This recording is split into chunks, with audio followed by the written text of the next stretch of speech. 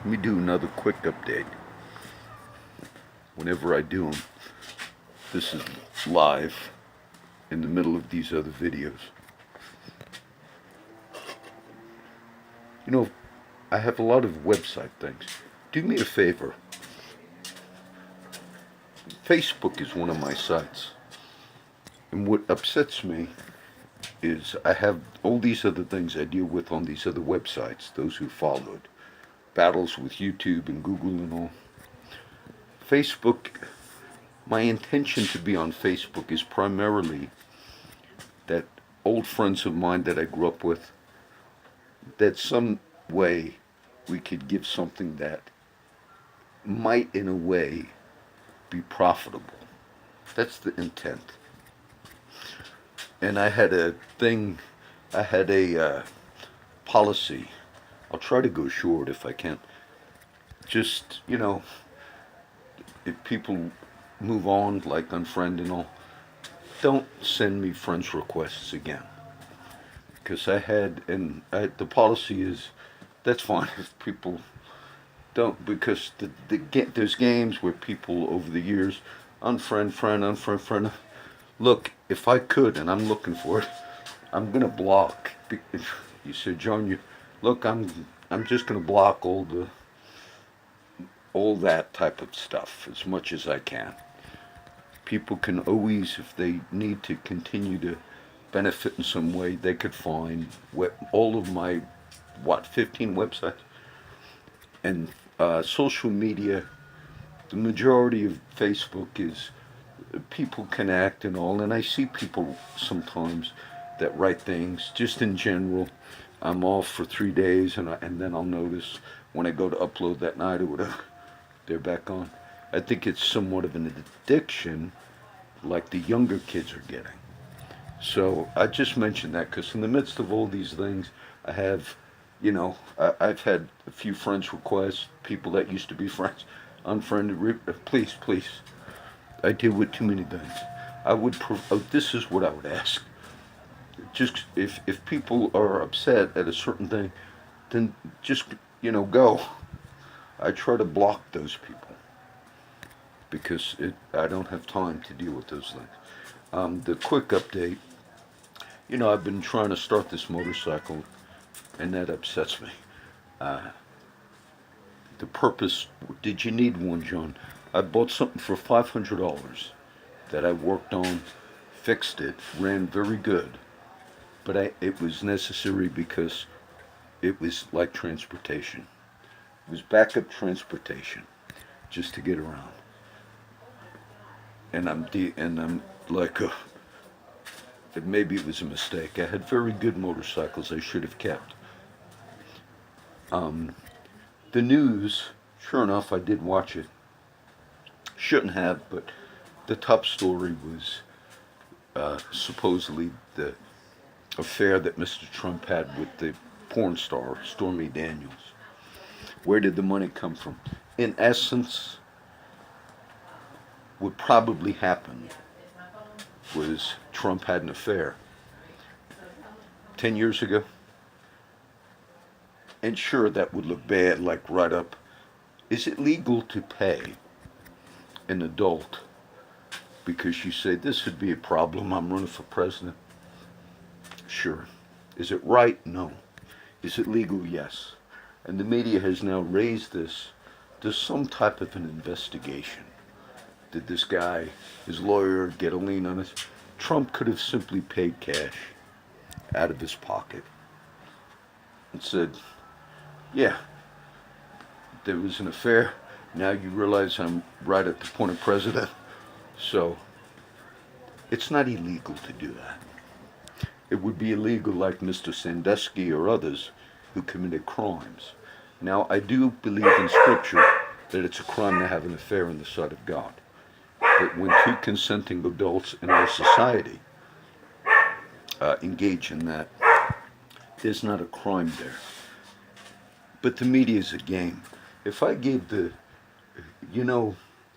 I really believe that for a few years I talked about the Russia issue because I read world things. But I read them not just from the American media. And there's serious things, and I don't want to rehash the whole Russia thing, but what we did that's upset that Putin and the leadership of Russia, which causes them to believe that it's possible we'll have a real war, is not only have we done things in the last 15 years to destabilize their economy, but we've done it for things that we did that were wrong. There was a president that was freely elected in a democracy in the breakaway Ukraine, the countries that broke off of the USSR when the USSR collapsed, if you will. Perestroika, Mikhail Gorbachev, all these things that took place in our history. And then these other countries that broke off, and I'll just give you a quick glimpse of it. Some of them, Georgia and other places, satellite former USSR, some of them decided, they're going to be their own countries, rightfully so, democracies. But what we tried to do is get some of them to be on our side, and some elected people that basically were on our side. But in Ukraine, because there was a lot of Russians, saw themselves still as Russians, not really a breakaway from the former USSR. And they elected somebody that was pro-Russian, a president. Forget his name. And then there were problems going on, but this man was elected. And then there was like an uprising, backed by the U.S., to undo a democratic leader, if you will, and to install, by a coup, somebody that was anti-Russian, anti-Putin. Now, when all this was going on, we had talks with Russia. And we kind of said, okay, we agreed that maybe there'll be another election coming up, and we lied, and we backed a coup. Okay, why? Because the way they see it is it's our efforts for the downfall of Russia. Now, they see that, because Ukraine's important.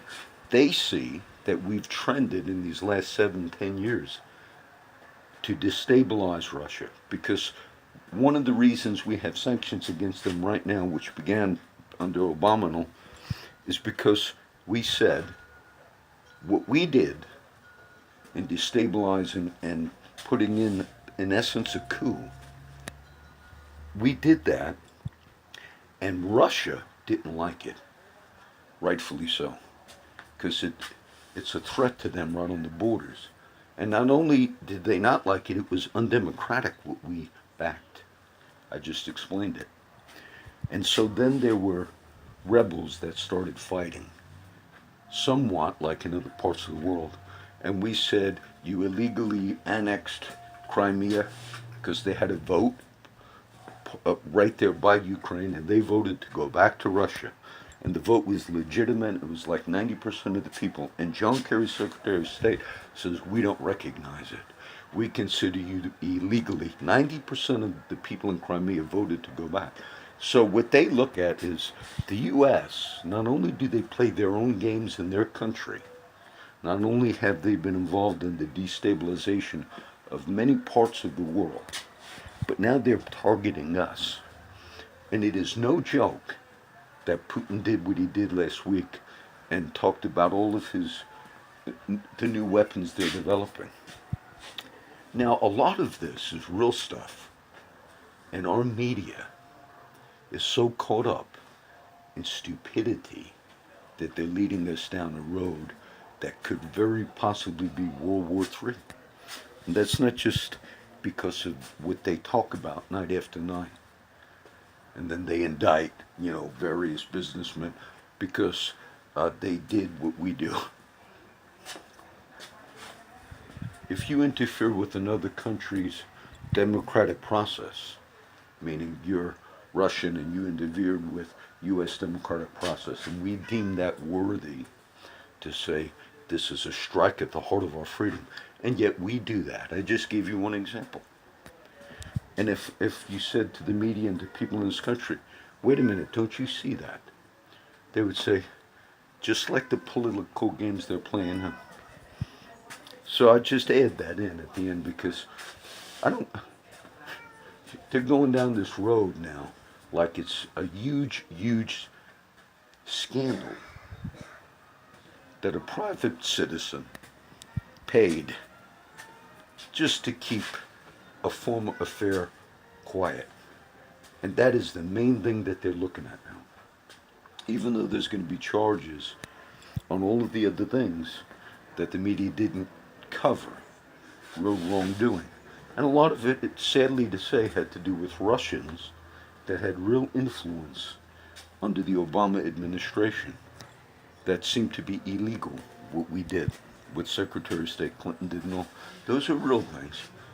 And I actually believe that the rest of the world is laughing at what we deem in our media in our U.S.